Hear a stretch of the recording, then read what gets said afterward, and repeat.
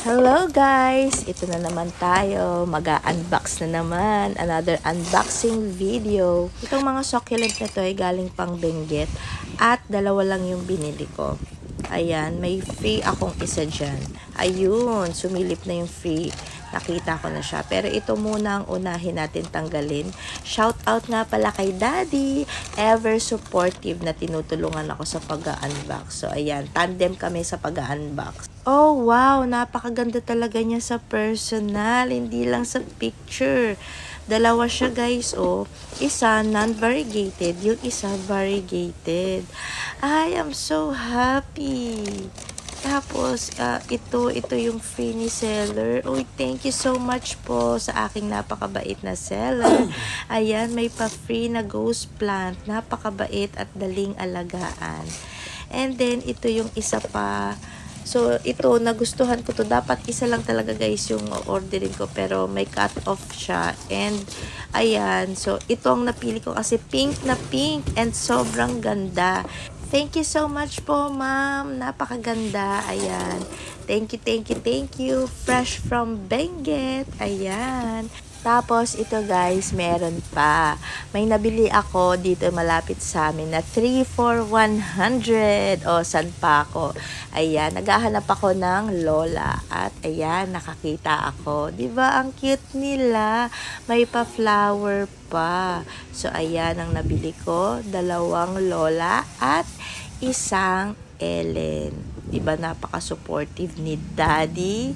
Ina-assist niya ako sa pag-unbox nitong mga succulents. 2 lang dapat yung bibilin ko, guys. Itong lang, Lola. Pero, kailangan 3 for 100. So, kailangan ng isa pa.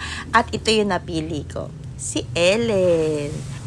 Ayan, magka-class picture muna sila, 'di ba? This is very important na ma-document ko from day 1 na napunta sila sa akin at syempre, yung mga susunod pang mga buwan at hopefully umabot sila ng years, 'di ba? Maparami, mapalago.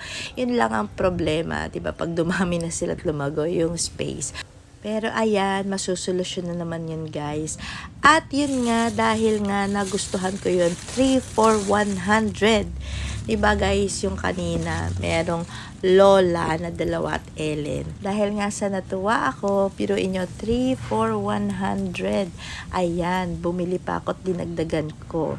Itong mga napili ko is yung makakapal yung mga farina, guys. Ito nga't pinoproblema ko kasi wala akong maliliit na paso, guys. Kaya baka umorder muna ako sa Shopee at matatagalan pa yung pagre-repat ko sa kanila. Mga lang naman ito, guys. Mahilig ako sa white pots, plastic pots. Hindi pa ako nahihilig sa ceramic pots. And kasi medyo may kamahalan yung mga ceramic pots. So, preferably, ang ginagamit ko talaga is yung mga basket type. Gusto ko yun, na-attract ako sa mga basket type na na pots. So, yun ang aking o-orderin sa Shopee. And, ayan, 9 pieces sila. Yung iba nga, 2 pa at may babies na. So, sobrang sulit. Malapit lang dito sa amin, guys. Ayan.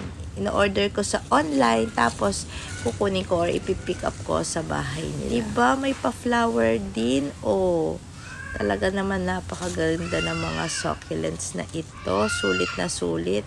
At yun lang, guys. Tignan nyo ito. Kahit madilim, nagmamaganda itong aking ghosty. Ghosty daw ito pero nagmumukha siyang Victor Kane. Ayan. Hanggang dito na lang muna. Thank you for watching.